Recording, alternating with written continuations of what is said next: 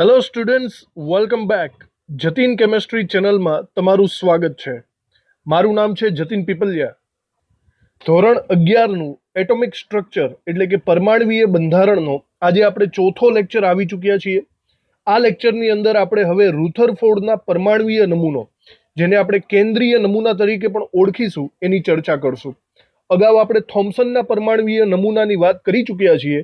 હવે એ પરમાણુમાં સુધારા વધારા કરીને રુથરફોર્ડે આ નમૂનો આપ્યો છે. તો શું છે આ રુથરફોર્ડનો પરમાણુનો કેન્દ્રીય નમૂનો, એ સમજવા માટે હું તમને થોડુંક એવું યાદ દેવડાવી દઉં કે આગળના લેક્ચરમાં આપણે થોમ્સનનો પરમાણુ નમૂનો પણ જોયો હતો. જ્યારથી ઇલેક્ટ્રોન, પ્રોટોન, ન્યુટ્રોનની શોધ થઈ ત્યારથી બધાના મનમાં એક જ સવાલ હતો કે પરમાણુની અંદરનું બંધારણ કેવું છે. થોમ્સને સૌથી પહેલા આ નમૂનો એપ્લાય કર્યો હતો. બરાબર, સૌથી પહેલા થોમ્સને પરમાણુ નમૂનો આપ્યો. એણે એમ કીધું હતું કે ધન વીજભાર આખા પરમાણુમાં વહેંચાયેલો હોય અને ઇલેક્ટ્રોન પણ એવી રીતે ગોઠવાયેલા હશે કે જેથી તેમાં તટસ્થતા આવી જશે. પણ અનફોર્ચ્યુનેટલી આ નમૂનો ખોટો હતો અને આ નમૂનામાં સુધારો કર્યો રુથરફોર્ડ નામના વૈજ્ઞાનિકે. તો આપણે એ સુધારાવાળો નવો પરમાણુનો કેન્દ્રીય નમૂનો સમજવાનો છે. બરાબર રીતે પહેલા સમજી લઈએ, પછી એને આપણે શાંતિથી લખશું. તો જુઓ, રુથરફોર્ડના નમૂનાને આપણે સૌથી પહેલા સમજવાનો પ્રયત્ન કરીએ. રુથરફોર્ડના આલ્ફા કણ પ્રકીર્ણનનો પ્રયોગ કંઈક આવો હતો. એણે પ્રયોગમાં સૌપ્રથમ આલ્ફા કણોના સ્ત્રોતવાળો એક પદાર્થ લીધો, જેની અંદરથી આલ્ફા કણો નીકળતા હોય એવો એક પદાર્થ, અને એને એક બોક્સની અંદર બંધ કરી દીધો. આ ગુલાબી કલર છે ત્યાં. અને હવે એને એક્ઝેક્ટ સામે સોનાનું અતિ પાતળું વરખ એને મૂકી દીધું. યાદ રાખજો, સોનાનું અતિ પાતળું વરખ, લગભગ આપણે એમ કહી શકીએ 100 નેનોમીટર જેટલી જાડાઈ. બહુ પતલું વરખ કહી શકાય. 100 નેનોમીટર જેટલી જાડાઈ વાળું ગોલ્ડ ફોઇલ એને સામે મૂકી. અને હવે એની ચારે બાજુ આપણે જોઈ શકો છો, ગોલ્ડ ફોઇલની લગભગ કવર કરેલી બાજુએ ZnS નો પ્રસ્ફુરણ પડદો મૂક્યો. તમને બહુ સારી રીતે ખબર છે ZnS નો પ્રસ્ફુરણ પડદો શા માટે મૂક્યો છે. કારણ કે ZnS ની ઉપર જો કોઈ પદાર્થ અથડાય તો ત્યાં ધબ્બો થઈ જાય, ડાઘો થઈ જાય અને એક ઝબકારો આવે છે, એવું આપણે આગળ ભણી ચૂક્યા છીએ. એટલા માટે અહીંયા મૂકેલો છે ચારે બાજુ. આપણે જસ્ટ એટલું જોવાનું છે કે જો હું આલ્ફા કણો આ ગોલ્ડ ફોઇલ ઉપર આપાત કરું તો એ એની એક્ઝેક્ટ પાછળની સાઈડ ચાલ્યા જશે કે અથડાઈને પાછા ફરશે. જસ્ટ આપણે એ પ્રયોગ કરવાનો છે. તો જ્યારે આ પ્રયોગ કરવામાં આવ્યો, આલ્ફા કણોને જ્યારે ગોલ્ડ ફોઇલ પર આપાત કરવામાં આવ્યા, તો મને કંઈક આવો પ્રયોગ જોવા મળ્યો. બરાબર જુઓ, આવી રીતે. એકચ્યુઅલી આ નરી આંખે આપણને દેખાશે નહીં, સમજો. નરી આંખે આલ્ફા કણો આપણને દેખાશે નહીં, પણ ક્યારે ખબર પડશે? જ્યારે ZnS નો પ્રસ્ફુરણ પડદા ઉપર તેજસ્વી ઝબકારા થશે, ડાઘા થશે. જો આવા ડાઘા થશે ત્યારે તો ખબર પડશે ને કે અહીંયા કંઈક અથડાયેલું છે. બરાબર, તો આવું કંઈક એના પ્રયોગની અંદર આપણને જાણવા મળ્યું. હવે આ જે પ્રયોગ આવ્યો ને, એનો મતલબ એમ થયો, મારી વાત સાંભળજો, એનો મતલબ એમ થયો, આલ્ફા કણોને જ્યારે તમે આ સોનાની ગોલ્ડ ફોઇલ ઉપર આપાત કરો છો ત્યારે મોટા ભાગના વિકિરણો આરપાર નીકળી જાય છે. આરપાર, બરાબર, કારણ કે આલ્ફા કિરણોની શક્તિ વધારે હોય, આરપાર નીકળી જાય. એટલા માટે આ મોટા ભાગના કિરણો એની પાછળ અથડાય છે અને થોડાક એવા વિકિરણો બાઉન્સ બેક થાય છે. બાઉન્સ બેક એટલે કે પાછા અથડાઈને રિટર્ન ફરે છે. આવું એકચ્યુઅલી થવું ન જોઈએ. કારણ કે થોમ્સને આપણને શું કીધું હતું? થોમ્સને આપણને એવું કીધેલું હતું કે પરમાણુનો મોટા ભાગનો ધન અને વીજભાર, ધન અને ઋણ વીજભાર મોટા ભાગે એક આખા પરમાણુમાં પ્રસરેલો છે. તરબૂચનો નમૂનો એવું કહેતા હતા. જો રુથરફોર્ડના નમૂના પ્રમાણે આપણે વિચારીએ ને, અને જો એમાંથી આલ્ફા વિકિરણો આપાત કરીએ તો આલ્ફા વિકિરણો કન્ટિન્યુઅસલી આરપાર નીકળી જવા જોઈએ. ટોટલી આરપાર નીકળી જવા જોઈએ. એનો મતલબ એમ થયો કે જો તમે બધા વિકિરણો આપાત કરો તો બધા પાછળની સાઈડ અથડાવા જોઈએ. પણ એકચ્યુઅલી જુઓ, અહીંયા પાછળની સાઈડ અથડાયા નથી. ઘણા બધા થોડાક એવા એંગલથી ક્રોસ થઈ ગયા છે, ઘણા બધા બાઉન્સ બેક એટલે કે રિટર્ન આવ્યા છે. તો એવું કઈ રીતે પોસિબલ બન્યું? આનો મતલબ થોમ્સનનો નમૂનો અહીંયા ખોટો છે. સમજાણું તમને? અહીંયા આખે આખો પરમાણુ એની આરપાર આલ્ફા વિકિરણો નીકળશે નહીં. તો થોમ્સને ખોટી માહિતી આપી, આપણે એવું કહી શકાય. તો સાચી માહિતી શું છે એ આપણને આપણને રુથરફોર્ડ ઉપરથી ખબર પડશે. સૌથી પહેલા જુઓ બરાબર રીતે આલ્ફા કણ પ્રકીર્ણનનો આખો પ્રયોગ આપણે સમજી લઈએ. આ સવાલની અંદર તમારે 3 વસ્તુ લખવાની છે મુખ્ય મોટા મુદ્દા સ્વરૂપે. પહેલા તમારે પ્રયોગની ગોઠવણ કેવી છે સમજાવી દેવાની. બીજા મુદ્દામાં ગોઠવણ પછી તમને શું અવલોકન કરવા મળ્યું, તમને શું જોવા મળ્યું એ સમજાવી દેવાનું. ત્યારબાદ એનો મિનિંગ શું થયો એ સમજાવી દેવાનું. અને પછી મેઇન કેન્દ્રીય નમૂનો સમજાવી દેવાનું. આ જો મોટો સવાલ આપણને પૂછાય તો આ 3 મેઇન ટોપિક લખવા પડશે. ચલો સૌથી પહેલા આપણે એની ગોઠવણી તો જોઈ ગયા છીએ. અહીંયા આલ્ફા કણોનો સ્ત્રોત છે, સામે 100 નેનોમીટર ધરાવતી સોનાની પતરી છે, પાતળું વરખ છે, અને એની આજુબાજુ રાઉન્ડમાં ZNS નો પ્રસ્ફુરણ પડદો છે. ઓકે, હવે આગળ વધીએ. હવે આપણે જો આલ્ફા વિકિરણોને આના ઉપર આપાત કરીએ તો કેવા કેવા અવલોકનો જોવા મળે છે, જસ્ટ એ આપણે વિચારવાનું છે. બરાબર, તો આ વિકિરણો આપાત થતા મને કેવા કેવા અવલોકનો મળે. નંબર 1 ધ્યાનથી સાંભળો. મોટા ભાગના વિકિરણો આરપાર પસાર થઈ ગયા, દેખાય જ છે મને. મોટા ભાગનો વિકિરણો આરપાર. થોડાક એવા વિકિરણો છે જરા જસ્ટ એંગલથી નીકળ્યા છે, અને એના કરતા એકદમ ઓછા વિકિરણો છે એ મોટા એંગલથી વિચલન પામ્યા છે. બરાબર, આ પહેલું આપણું અવલોકન કહી શકાય. બરાબર, તો મોટા ભાગના વિકિરણો આરપાર થઈ ગયા, થોડાક એવા વિચલન વાળા આવ્યા, અને અમુક વિકિરણો છે ને એક્ઝેક્ટ 180 ડિગ્રીના ખૂણે પાછા જાય છે. 180 ડિગ્રી સમજો છો? 180 ડિગ્રી એટલે કે એક્ઝેક્ટ જ્યાંથી આવ્યું હતું ત્યાંથી જ જશે. બહુ ઓછા વિકિરણો, લગભગ એવું કહે છે 20,000 માંથી એક વિકિરણ. જો તમે 20,000 વિકિરણ આપાત કરો ને તો એની સામે એક વિકિરણ એવું હશે, જોજો અહીંયા, કે જે 180 ડિગ્રી ઉપર પાછું ફરે છે. ખૂબ જ ઓછા વિકિરણો એવા. તો આ આપણું અવલોકન થઈ ગયું, આવું આપણને જોવા મળ્યું. હવે આનો પ્રોપર મિનિંગ શું થયો એ બરાબર રીતે સમજી લ્યો. આવું કેમ થયું જુઓ. એકચ્યુઅલી પરમાણુની રચના જો આપણે કહીએ ને તો પરમાણુ થોમ્સને કીધો એવો ન હોવો જોઈએ. પરમાણુ એકચ્યુઅલી આવો હોવો જોઈએ જેના સેન્ટરની અંદર કેન્દ્ર હોય, એકદમ કેન્દ્રમાં, મતલબ પરમાણુના એકદમ કેન્દ્રમાં, મિડલમાં કેન્દ્ર હોય, અને જેમાં ધન વીજભાર આવેલો હોય, અને એની આજુબાજુ ઇલેક્ટ્રોન્સ હોવા જોઈએ. હવે તમને ખબર હોવી જોઈએ કે આલ્ફા પાર્ટિકલ્સ આપણે આગળ જોઈ ગયા, આલ્ફા વિકિરણો એ એકચ્યુઅલી હિલિયમના બનેલા છે, He+2. યાદ કરો, આગળ આપણે કીધેલું છે. મતલબ આલ્ફા કણો ધન વીજભારિત છે અને એનું કેન્દ્ર ધન વીજભારિત છે. ધન અને ધન વચ્ચે શું થાય? અપાકર્ષણ થાય. બરાબર, એટલે વિચારો અહીંયા તમે આકૃતિ દ્વારા કે જો તમે આલ્ફા વિકિરણો આપાત કરો અને મોટા ભાગના વિકિરણો એમાંથી પસાર થઈ જતા હોય તો એનો મતલબ એમ છે કે પરમાણુનો મોટા ભાગનો ભાગ ખાલી છે. આખો મોટો ભાગ ખાલી હોય તો જ આરપાર પસાર થઈ જતા હોય ને. અને થોડાક એવા વિકિરણો સાઈડમાં થોડુંક એવું વિચલન દર્શાવે છે. એવું દર્શાવે છે કે કેન્દ્રથી થોડાક એવા ક્રોસમાં અથડાઈ ગયા હશે. બરાબર, અને એનાથી પણ ઓછા, મેં એમ કીધું 20,000 એક વિકિરણ એવું આવે છે જે 180 ડિગ્રીએ એક્ઝેક્ટ ઓપોઝિટ સાઈડ વિચલન પામે છે. એનો મતલબ એમ થયો કે કેન્દ્ર અતિ સૂક્ષ્મ હોવું જોઈએ. 20,000 માંથી એક વિકિરણ પાછું જાય તો કેન્દ્ર તો એકદમ સૂક્ષ્મ હશે તો જ થાય ને, નહીં તો 20,000 નો પાછા ચાલ્યા જાય. ઓકે, તો આ એક લોજિક આપણે બંધાવી શકીએ કે આ પ્રયોગ દ્વારા આપણને ખબર પડી ગઈ કે પરમાણુનો મોટો ભાગ ખાલી છે અને એના સેન્ટરમાં ધન વીજભાર આવેલો છે, તો જ આવું થાય. બરાબર,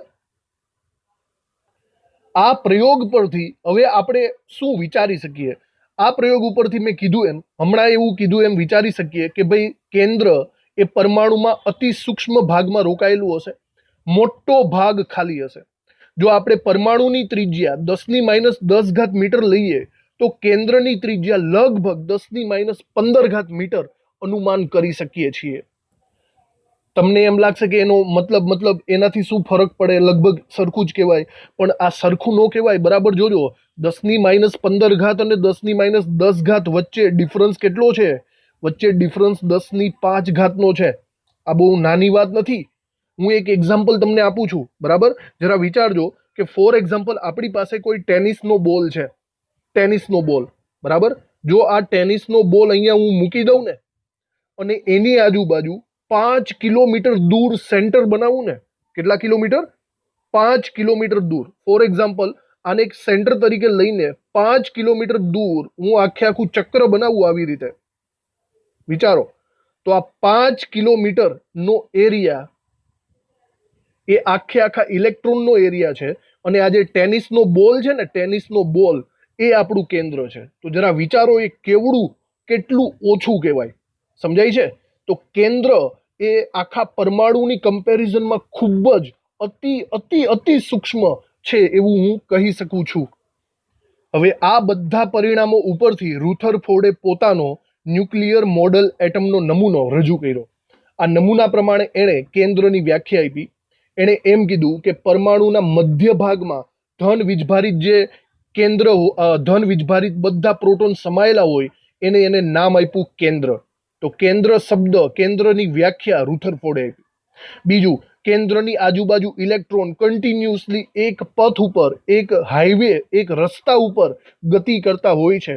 એને નામ આપ્યું એને કક્ષાઓ. બરાબર? ઇલેક્ટ્રોન્સ આની આજુબાજુ કક્ષાની અંદર ગતિ કરતા હોય. તો એક રીતના તમે આ વસ્તુ જુઓ ને તો આ લગભગ આપણને સૂર્યમંડળ જેવું દેખાય છે. વચ્ચે કેન્દ્ર છે એટલે કે વચ્ચે સૂર્ય ધારી લ્યો, અને આજુબાજુ ઇલેક્ટ્રોન છે એટલે કે ગ્રહો ધારી લ્યો.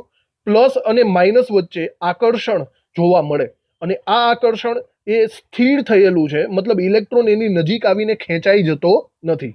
તમે આખી સિસ્ટમને સૂર્યના સૌર મંડળ સાથે કમ્પેર કરી શકો છો, જેના મિડલમાં સૂર્ય હોય, આજુબાજુ ગ્રહો હોય, અહીંયા મિડલમાં કેન્દ્ર છે અને આજુબાજુ ઇલેક્ટ્રોન્સ છે. આવી રીતે કમ્પેરિઝન કરી શકાય. ઓકે? અને આ પ્લસ અને માઇનસ વીજભાર એકબીજાના આકર્ષણથી, આપણે એમ કહી શકાય સ્થિર વિદ્યુતીય આકર્ષણ બળથી જોડાયેલા છે એવું આપણે કહી શકીએ. તો આટલી બાબતો જે આપણે જોઈ ગયા, આ આખો રુથરફોર્ડનો નમૂનો થઈ ગયો. જેટલી વસ્તુ પણ મેં તમને અહીંયા સમજાવી, બરાબર રીતે આપણે નોટબુકમાં લખીએ.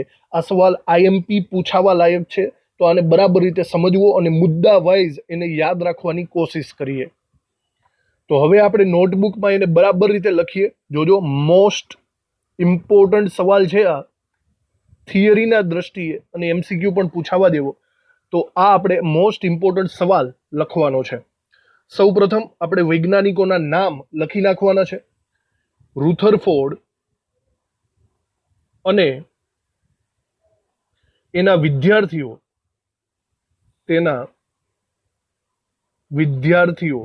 બે વિદ્યાર્થીઓ હતા, હેન્સ ગાઈગર અને અર્નેસ્ટ માર્સડન.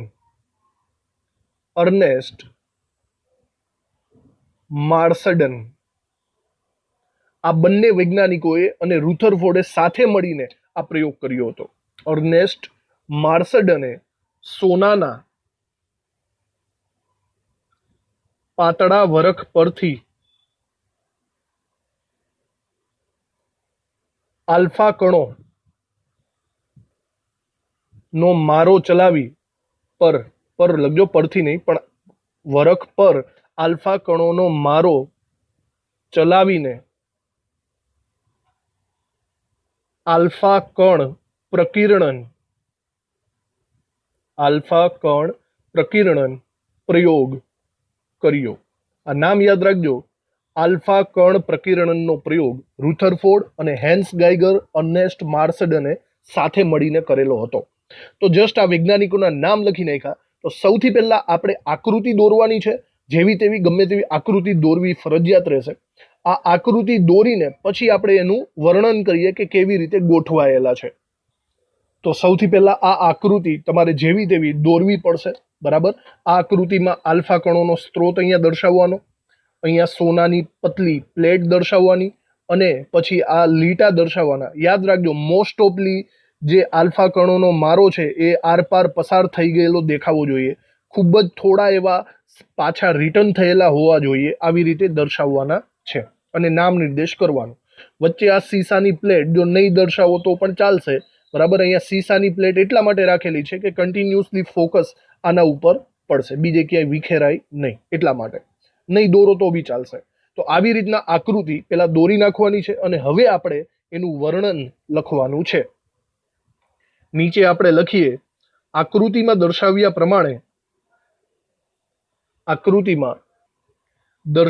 પ્રમાણે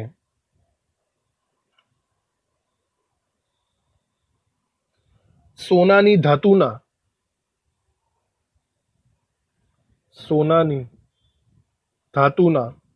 100 નેનોમીટર જેટલી જાડાઈના પાતળા વરખ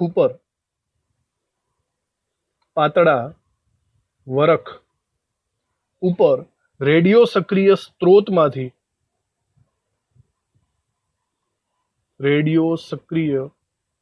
સ્ત્રોતમાંથી આલ્ફા કણોના પ્રવાહનો મારો ચલાવવામાં આવે છે બરાબર. પછી આજુબાજુ જે પડદો લગાડેલો છે એની પણ વાત કરી દઈએ. ZNS નો પ્રસ્ફુરણ પડદો. એની નીચે બીજા મુદ્દાની અંદર લખીએ સોનાના પાતળા વરખ ની ફરતે વર્તુળાકાર પ્રસ્ફુરક ઝિંક સલ્ફાઇડ એટલે કે ZNS નો પડદો લગાવવામાં આવે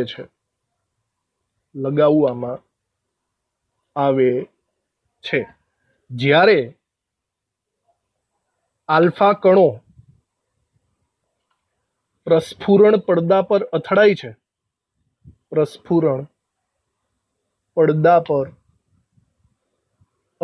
છે ત્યારે પ્રકાશનો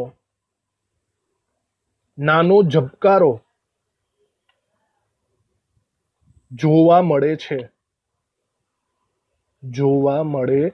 છે બરાબર. આ આખી એની આકૃતિ સહિતની પ્રયોગની રચના થઈ ગઈ. હવે આ પ્રયોગોના પરિણામો વિશે જોવાનું છે બરાબર. હવે આ પ્રયોગોના પરિણામો એ નોર્મલી અનઅપેક્ષિત હતા, એ તો આપણને ખબર પડી ગઈ. થોમ્સને આપણને જે રીતે કીધેલું છે એ પ્રમાણે કંઈ થયું નહીં. જો થોમ્સનનો નમૂનો સાચો હોત ને તો એકચ્યુઅલી બધા વિકિરણો પાછા ફરેલા હોત, પણ એવું કંઈ બન્યું નહીં. મોટા ભાગના વિકિરણો આરપાર પસાર થઈ ગયા. તો આપણે હવે પરિણામો વિશે લખવાનું છે. નવા મુદ્દાની અંદર આપણે લખીએ આ પ્રયોગના પરિણામો થોમ્સનના નમૂનાથી તદ્દન વિપરીત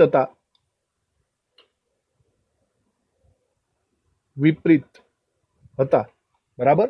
પહેલા આપણે જોઈ લઈએ કે બસ આ એક જ વાક્ય લખવાનું છે.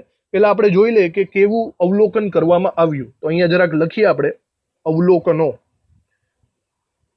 કેવા અવલોકનો આપણને જોવા મળ્યા એ આપણે અહીંયા લખવાના છે. એને આપણે 3 વિભાગમાં લખશું. નંબર 1, પહેલાની અંદર લખીએ કે મોટા ભાગના આલ્ફા કણો સોનાના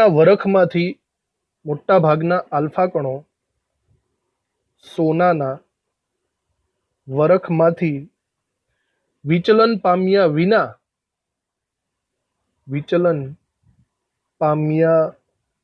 વિના પસાર થયા. સીધા પસાર થઈ ગયા. આના માટે આપણે એક બીજી આકૃતિ પણ દોરવી પડશે. આ આકૃતિ બરાબર રીતે આવી દોરવાની છે, જેની અંદર શ્યોરલી લાગવું જોઈએ કે મોટા ભાગના વિકિરણો આરપાર નીકળી જાય છે અને અમુક વિકિરણો ક્રોસ થાય છે. જો અમુક વિકિરણો તમારે આવી રીતે ક્રોસમાં પણ દર્શાવવાના છે અને અમુક વિકિરણો, ખૂબ જ ઓછા વિકિરણો પાછા રિટર્ન થાય છે. તો આ રિટર્ન વિકિરણો, તો આવી આકૃતિ દોરી શકે. બહુ એક્યુરેટ નહીં, પણ થોડી ઘણી આમ તેમ પણ ચાલશે. તો ચલો નંબર 1 ઉપર આપણે એવું કહી શકીએ કે મોટા ભાગના આલ્ફા કણો આરપાર પસાર થઈ ગયા બરાબર. ચલો પછી આપણે સેકન્ડ મુદ્દો લખીએ. સેકન્ડ મુદ્દામાં ખૂબ જ ઓછા પ્રમાણમાં આલ્ફા કણોનું બહુ નાના ખૂણાએ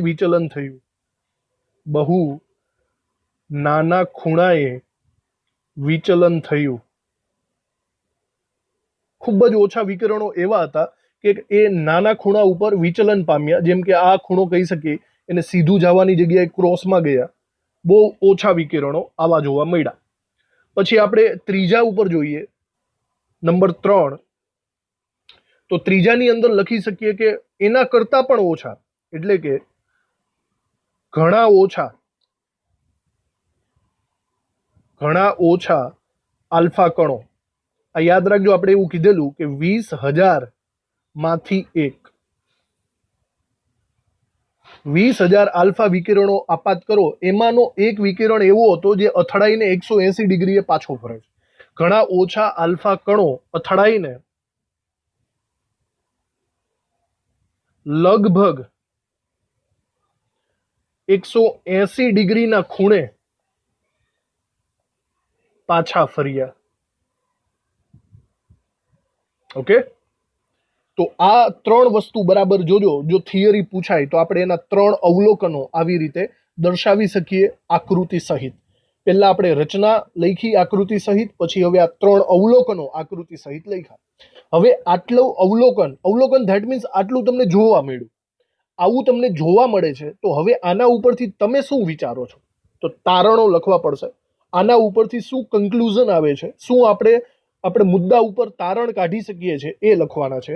તો અવલોકનો પછી આપણે તારણો લખીએ. તો એના પછી લખીએ આપણે તારણો. અવલોકનો પછી યાદ રાખવું આ રીતના તારણો પણ 3 આવશે, એ આપણે અહીંયા લખવાના છે.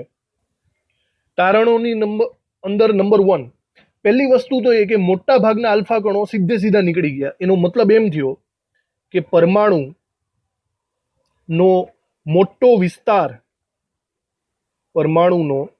મોટો વિસ્તાર ખાલી હોવો જોઈએ એવું આપણે સમજી શકીએ, તો જ આરપાર નીકળી ગયા હોય. બીજા તારણમાં આપણે એવું લખવું પડશે કે ધન વીજભારિત આલ્ફા કણો વિચલન કેમ પામ્યા. અહીંયા લખીએ ધન વીજભારિત ખૂબ જ ઓછા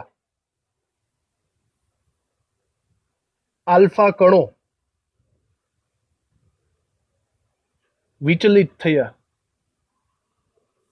વિચલન પામ્યા. બરાબર, આવું તો જ થાય જો અપાકર્ષણ હોય તો. બરાબર, આ વિચલન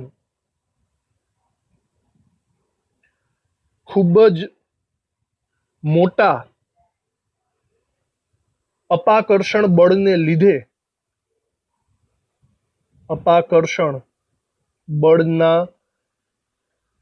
લીધે હોવું જોઈએ.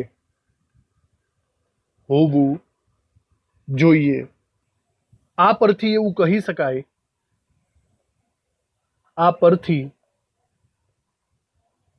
કહી શકાય કે ધન વીજભાર અથવા તો ધનભાર પરમાણુમાં, સમગ્ર પરમાણુમાં એવું લખીએ, સમગ્ર પરમાણુમાં એક સરખી રીતે વહેંચાયેલો નથી.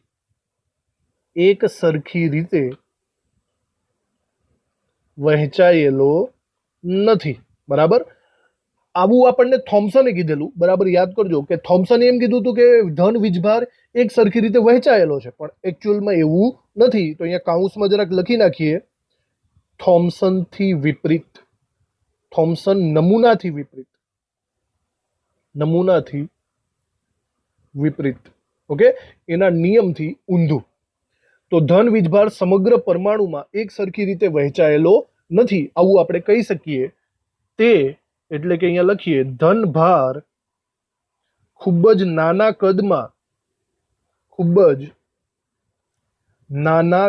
કદમાં સંકેન્દ્રિત થયેલો હોવો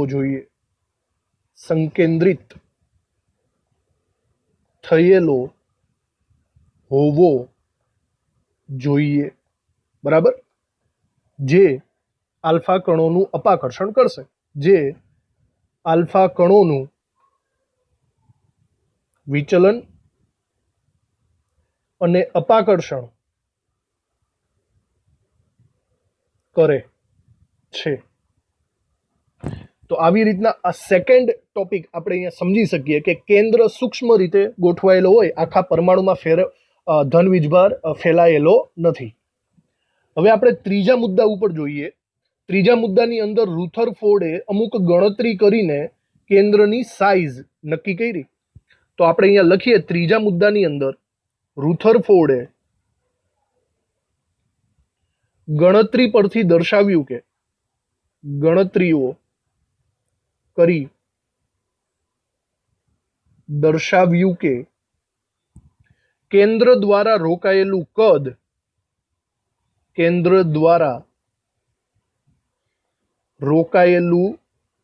કદ પરમાણુના કુલ કદની સરખામણીમાં નહિવત છે, ખૂબ જ ઓછું છે અથવા તો નહિવત છે. જો આપણે પરમાણુની ત્રિજ્યા ધારી લઈએ,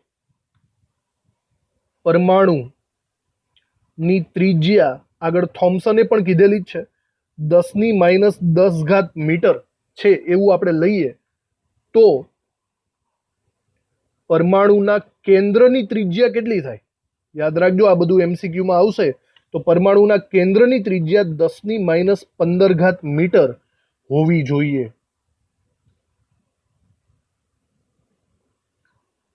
પરમાણુની ત્રિજ્યા 10⁻10 મીટર હોય તો પરમાણુ કેન્દ્રની ત્રિજ્યા 10⁻15 મીટર હોવી જોઈએ. આનો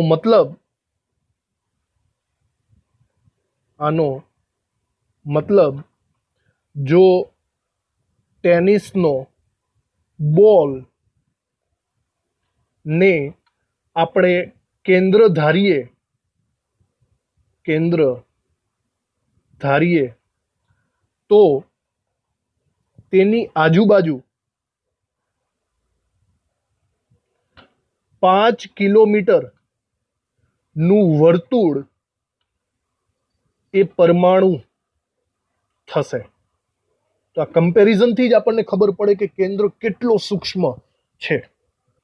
તો બરાબર જુઓ, આ 3 મુદ્દા આપણે તારણોની રીતે લીધા. બરાબર, પહેલો મુદ્દો બહુ મોટો વિસ્તાર ખાલી હોવો જોઈએ, બીજા મુદ્દામાં એમ કીધું કે સૂક્ષ્મ કેન્દ્રમાં હોવું જોઈએ, અને ત્રીજા મુદ્દામાં કેન્દ્રની સાઇઝ પણ કહી દીધી, 10⁻15 મીટર.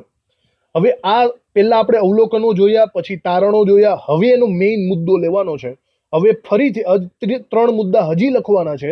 રુથરફોર્ડનો કેન્દ્રીય નમૂનો, એવી રીતે. તો હજી આની નીચે આપણે લખવું પડશે રુથરફોર્ડનો કેન્દ્રીય નમૂનો. જોજો, આખો સવાલ બરાબર રીતે અલગ અલગ સેપરેટ કરજો.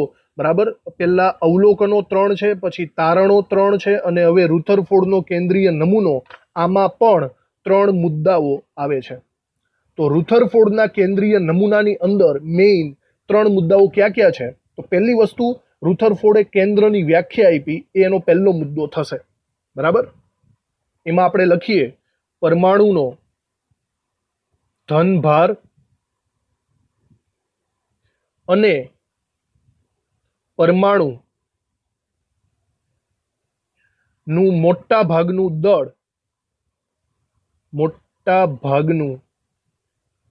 દળ ખૂબ જ ગીચતાથી, એનો મતલબ ખૂબ જ પાસે ઘણા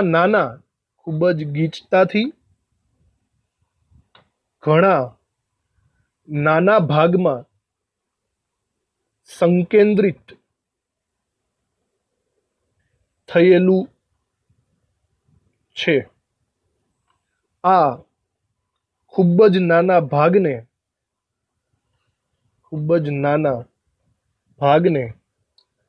કેન્દ્ર કહીએ છે. કેન્દ્રનું ઇંગ્લિશ નામ યાદ રાખવું તમારે, ક્યારેક આવે તો ન્યુક્લિયસ. ઓકે, કેન્દ્રની વ્યાખ્યા કંઈક આવી રીતે રુથરફોર્ડે આપી. હવે એના બીજા મુદ્દાની અંદર આપણે કક્ષા, જેની અંદર ઇલેક્ટ્રોન ફરે છે, એની વ્યાખ્યા આપી દેવાની છે. તો બીજો મુદ્દો આપણે લખીએ, આ કેન્દ્રની આજુબાજુ, આ કેન્દ્રની આજુબાજુ રહેલા ઇલેક્ટ્રોન કેન્દ્રની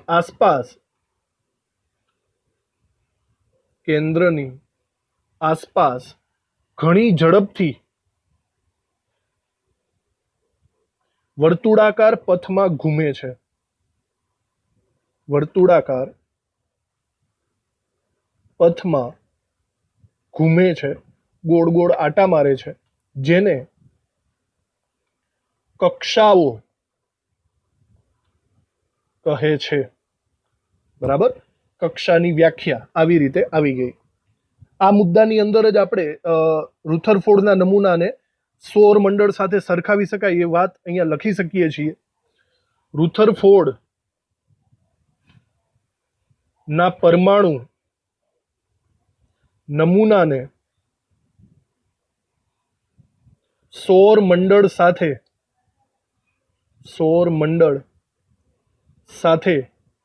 સરખાવી શકાય, જેમાં પરમાણુનું કેન્દ્ર એને તમારે સૂર્ય સમજવાનો, બરાબર, અને ઇલેક્ટ્રોન એને તમારે ગ્રહ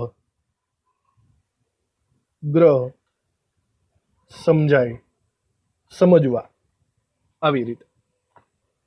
આવી રીતે આ બીજો મુદ્દો થઈ ગયો. તો પહેલા મુદ્દાની અંદર આપણે કેન્દ્રની વ્યાખ્યા જોઈ, બીજા મુદ્દાની અંદર આપણે કક્ષાની વ્યાખ્યા જોઈ. હવે ત્રીજા મુદ્દામાં એના આકર્ષણ અપાકર્ષણની વાતો લખવાની છે. નંબર 3, રુથરફોર્ડના કેન્દ્રીય નમૂનામાં ત્રીજો મુદ્દો આપણે લખવો, ઇલેક્ટ્રોન અને કેન્દ્ર એકબીજાની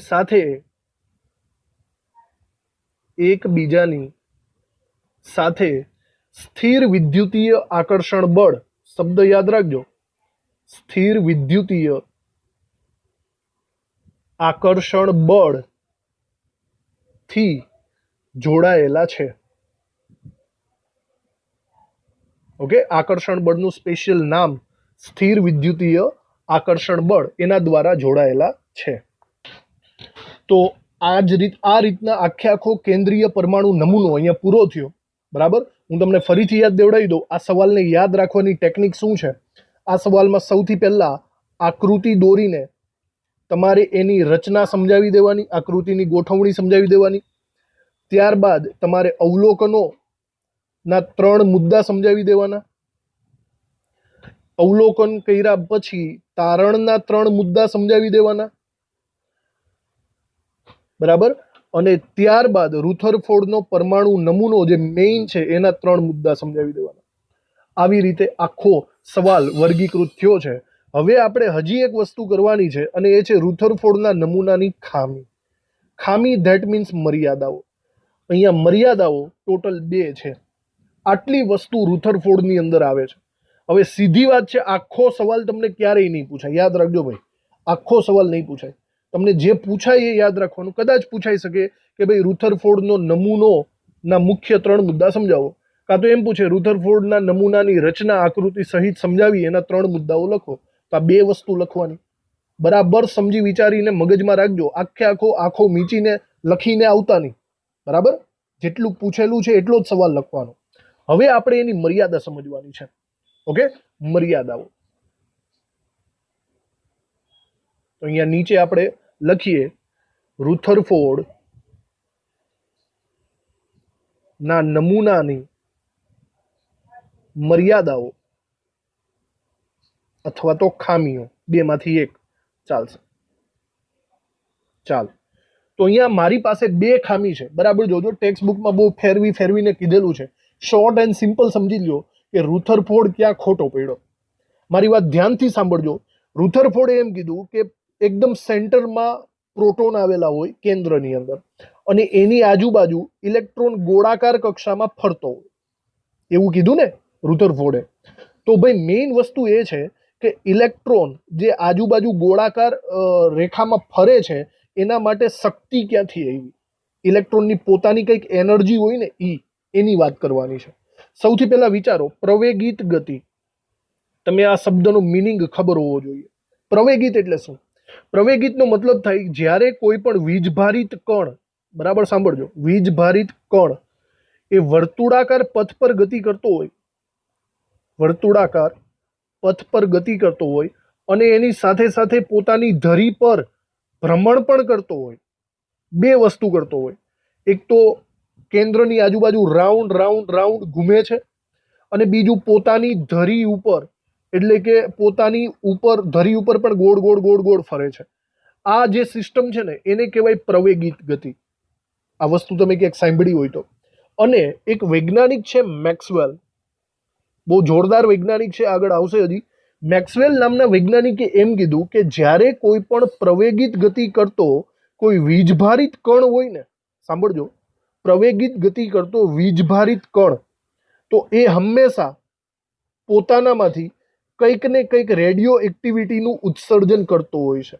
કંઈક ને કંઈક રેડિયો એક્ટિવિટીનું ઉત્સર્જન કરતો હોય છે. આવું આપણે પૃથ્વી માટે લાગુ ન પાડી શકીએ. યાદ કરો, જો આપણે સપોઝ આ સૂર્ય લઈ લઈએ અને એની આજુબાજુ પૃથ્વી લઈ લઈએ, તો તમે કહેશો સર પૃથ્વી વર્તુળાકાર પથ પર ગતિ કરે છે. હા. પૃથ્વી પોતાની ધરી પર પણ ગતિ કરે છે. હા. પણ ભાઈ પૃથ્વી વીજભારિત તો નથી, સમજ્યા? પૃથ્વી ઉપર વીજભાર આવેલો નથી, તો પૃથ્વી એ પ્રવેગિત ગતિ કરતું નથી. યાદ રાખજો, પૃથ્વી પ્રવેગિત ગતિ નથી કરતું, પણ ઇલેક્ટ્રોન તો કરે છે. વિચારો, ઇલેક્ટ્રોન ઉપર ઋણ વીજભાર છે, યસ. વર્તુળાકાર પથ ઉપર ગતિ કરે, યસ. અને ધરી ઉપર પણ ગતિ કરે, યસ. ત્રણ વસ્તુ થઈ ગઈ. તો એનો મતલબ ઇલેક્ટ્રોન પ્રવેગિત ગતિ કરે છે. અને એનો મતલબ એમ થયો કે ઇલેક્ટ્રોન પોતાનામાંથી કન્ટિન્યુઅસલી કંઈક રેડિયો એક્ટિવ વિકિરણો અથવા તો ચુંબકીય વિકિરણોનું ઉત્સર્જન કરતો હશે. બરાબર. હવે જો કોઈ ભાઈ કન્ટિન્યુઅસલી 24 કલાક રેડિયો એક્ટિવ અથવા તો ચુંબકીય વિકિરણોનું ઉત્સર્જન કરતો હોય તો ક્યાં સુધી કરે? એક લિમિટ હોય ને. પોતાની પાસે જેટલી એનર્જી હોય, આ ઇલેક્ટ્રોન પાસે જેટલી એનર્જી હોય એટલું ઉત્સર્જન કરે. પછી જો વધારે પડતું ઉત્સર્જન કરે તો એની એનર્જી ડાઉન થાય. સીધી વાત છે. ઇલેક્ટ્રોનની એનર્જી ઓછી થતી જશે. ઇલેક્ટ્રોનની ઉર્જા કેવી થતી જાય? ઓછી થશે. બરાબર. કારણ કે કન્ટિન્યુઅસલી ચુંબકીય વિકિરણો બહાર કાઢે છે. હવે વિચારો, આ ભાઈ વચ્ચે કોણ છે? Proton plus. ઇલેક્ટ્રોન કેવો છે? માઇનસ. પ્લસ અને માઇનસ વચ્ચે શું થાય? આકર્ષણ થાય કે નહીં? તો જો ઇલેક્ટ્રોનની ઉર્જા ડાઉન થતી જશે ને, તો વસ્તુ એવી થશે કે ઇલેક્ટ્રોન ધીમે ધીમે ધીમે ધીમે કેન્દ્ર તરફ આકર્ષાતો જશે. ધીમે ધીમે ધીમે જેટલી એની એનર્જી ડાઉન થાય એટલો એ નજીક નજીક નજીક આવતો રહેશે. અને જ્યારે એનર્જી એકદમ ઓછી થવા આવશે ત્યારે પ્રોટોન એને પોતાની અંદર ખેંચી લેશે. ભક દરાણ ડાયરેક્ટલી ખેંચી લેશે અને પ્લસ અને માઇનસ ભેગા થઈ જશે. સમજાણું બરાબર રીતે? પ્લસ અને માઇનસ ભેગા થઈ જાય. તો આનો મતલબ એમ થયો કે એક અનુમાન પ્રમાણે એ લોકો એમ કહે છે કે 10⁻8 સેકન્ડની અંદર કોઈ પણ ઇલેક્ટ્રોન કેન્દ્રની અંદર ચાલ્યો જાય. જો આવું પોસિબલ હોય તો એનો મતલબ તો એમ થયો કે ઇલેક્ટ્રોન અસ્તિત્વ જ નથી ધરાવતો. 10⁻8 સેકન્ડ એટલે કેટલી થાય? સેકન્ડનો આખો પલકે એના કરતા ઓછો ભાગ થઈ ગયો. એનો મતલબ દુનિયામાં ઇલેક્ટ્રોન જ નથી એવું સમજી લેવાનું ને મારે તો. ઇલેક્ટ્રોન તો કેન્દ્રએ ખેંચી લીધા, તટસ્થીકરણ થઈ ગયું. તો શું દુનિયામાં ઇલેક્ટ્રોન જ નથી? ના ભાઈ, છે તો ખરી. તો આવું કેમ ન થયું? રુથરફોર્ડ આ બાબતને સમજાવી શકતો નથી. તમે આ બરાબર સાંભળીને બરાબર રિવાઇઝ કરજો. આ આખી જે મેટર છે એ રુથરફોર્ડ સમજાવી નથી શકતો. આ એની એક મર્યાદા થઈ. સમજાણું? આ એક મર્યાદા. બીજી મર્યાદા સાંભળો. બીજી મર્યાદા એ છે કે કોઈ પણ તમે પરમાણુ લઈ લો તો એના સેન્ટરની અંદર કેન્દ્રમાં પ્રોટોન આવે અને એની આજુબાજુ ઇલેક્ટ્રોન્સ આવે. આવું આપણે લગભગ 7મા 8મા ધોરણથી 9મા 10મા ધોરણથી ભણતા આવ્યા છીએ. બરાબર. પહેલી કક્ષા, બીજી કક્ષા, ત્રીજી કક્ષા, ઇલેક્ટ્રોન રચના 1s 2s 2p 3s 3p આ બધું ભણતા જ આવ્યા છીએ. તો રુથરફોર્ડ આવી કોઈ માહિતી આપી શકતો નથી. રુથરફોર્ડે જસ્ટ એટલું કીધું કે ભાઈ એક કેન્દ્ર છે અને આજુબાજુ ઇલેક્ટ્રોન આટા મારે છે.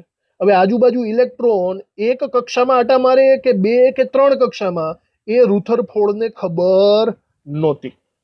રુથરફોર્ડ ઇલેક્ટ્રોનની રચના, ઇલેક્ટ્રોનની ગોઠવણી સમજાવી નથી શકતો અને એના આધારે ઇલેક્ટ્રોનની સ્થાયીતા પણ સમજાવી શકતો નથી.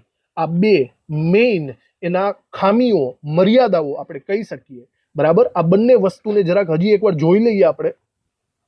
મેક્સવેલે જે વસ્તુ કીધી ને કે કોઈ કેન્દ્રની આજુબાજુ ઇલેક્ટ્રોન્સ હોય તો ઇલેક્ટ્રોન્સમાંથી કન્ટિન્યુઅસલી શું કંઈક રેડિયો એક્ટિવ અથવા તો ચુંબકીય વિકિરણો નીકળે. તો એક રીતના ઇલેક્ટ્રોનની ઉર્જા ઓછી થતી જાય. બરાબર, અને જો ઇલેક્ટ્રોનની ઉર્જા ઓછી થતી જાય તો કેન્દ્ર એને નજીક નજીક નજીક નજીક નજીક ખેંચતો જશે. જેટલી ઇલેક્ટ્રોનની ઉર્જા ઓછી એટલો કેન્દ્ર હાવી થઈ જશે, એ પોતાની તરફ એને ખેંચી નાખશે. તો આવી સર્પાકાર માર્ગે એ અંદર ઘૂસી જશે અને નાશ પામશે. એક રીતના આપણે આવું કહી શકીએ.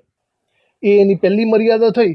અને બીજી મર્યાદા આપણે એવું સમજી શકીએ છીએ કે આજુબાજુ ઇલેક્ટ્રોન રચના વિશે કોઈ પણ માહિતી એ નમૂનો રુથરફોર્ડનો નમૂનો આપી શકતો નથી, એવું આપણે સમજી શકીએ છીએ. તો હવે આપણે આ બધી બાબતો, નમૂનાની મર્યાદાઓ અહીંયા લખી નાખીએ.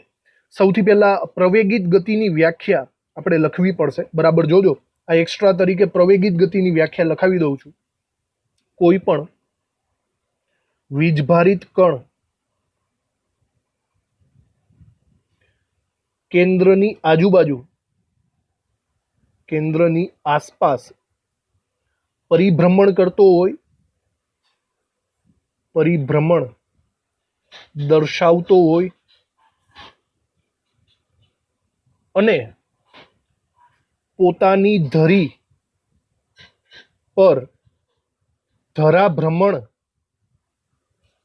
પણ દર્શાવતો હોય, બંને દર્શાવતો હોય તો તે વીજભારિત કણ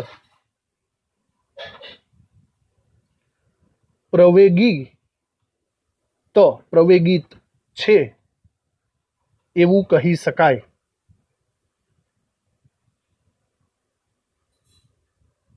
ઓકે, હવે પ્રવેગિત ગતિની બાબતમાં મેક્સવેલે શું કીધું છે એનું આપણે લખી નાખીએ.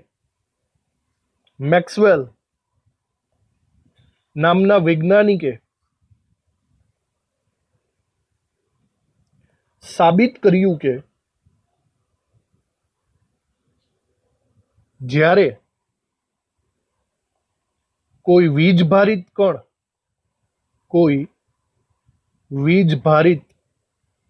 કણ પ્રવેગી ગતિ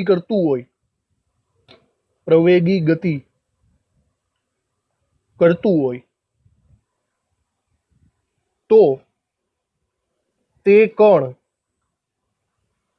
પોતાનામાંથી અમુક વિદ્યુત ચુંબકીય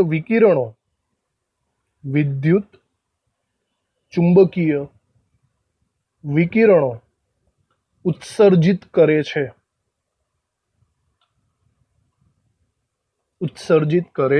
છે.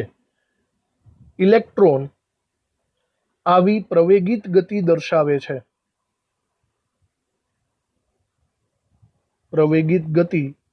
દર્શાવે છે. પરંતુ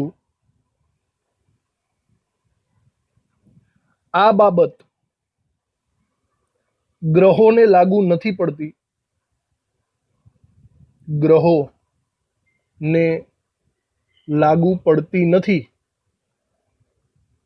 કારણ કે ગ્રહો વીજભારિત નથી. ઓકે, તો આ પ્રવેગિત ગતિ વિશે બરાબર રીતે લખાઈ ગયું. નીચે હજી આપણે લખીએ, આનો મતલબ ઇલેક્ટ્રોન, કક્ષામાંનો ઇલેક્ટ્રોન વિકિરણનું ઉત્સર્જન કરશે અને જેના કારણે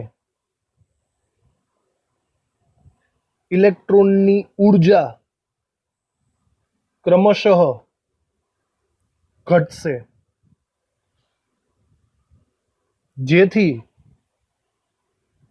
ઇલેક્ટ્રોન પ્રોટોન અથવા તો કેન્દ્ર તરફ આકર્ષાશે, વધુ આકર્ષાશે અને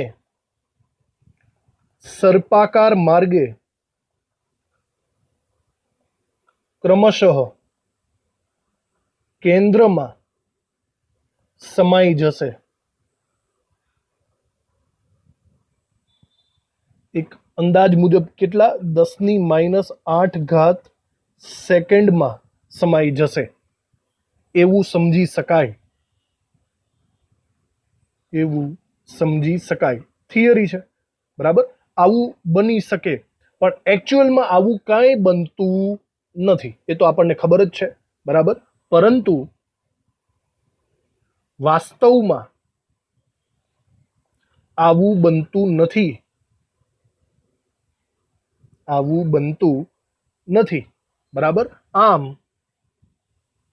રુથરફોર્ડનો પરમાણુની સ્થાયીતા સમજાવી શકતો નથી. આમ રુથરફોર્ડનો નમૂનો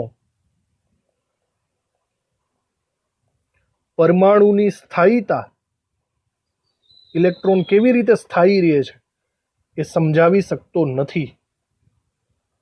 સમજાવી શકતો નથી, બરાબર.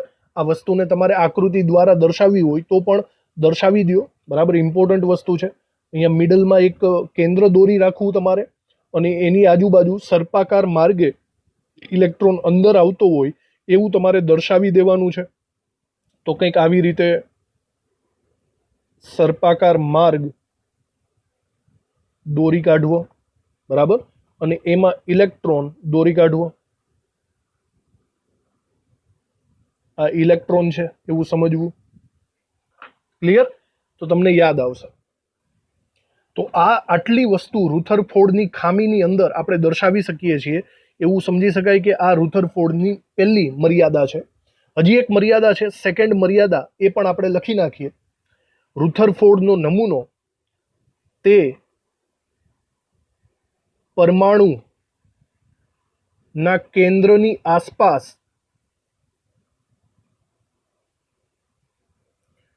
ઇલેક્ટ્રોન રચના, એટલે કે ઇલેક્ટ્રોનની ગોઠવણી સમજાવી શકતો નથી. સમજાવતો નથી. અને ઇલેક્ટ્રોનની ઉર્જાની માહિતી આપતો નથી. આ એની સેકન્ડ ખામી થઈ. આવી રીતે રુથરફોર્ડના આખા પ્રયોગની વાત અને એની મર્યાદાની વાત આપણે અહીંયા પૂરી કરી દીધી છે. આજના લેક્ચરને અહીંયા આપણે અટકાવીએ છીએ. તો થેન્ક યુ. આ લેક્ચર ભરવા માટે ખૂબ જ ઇમ્પોર્ટન્ટ એવો આ રુથરફોર્ડના પ્રયોગ આપણે અહીંયા બરાબર રીતે સમજી લીધો અને લખી પણ લીધો. એક્ઝામમાં બરાબર રીતે એને લખવો પડશે, તો મુદ્દા વાઇઝ એને પાકો કરવો. Thank you. હવે મળીએ નેક્સ્ટ લેક્ચરમાં કંઈક નવા ટોપિક સાથે. Thank you.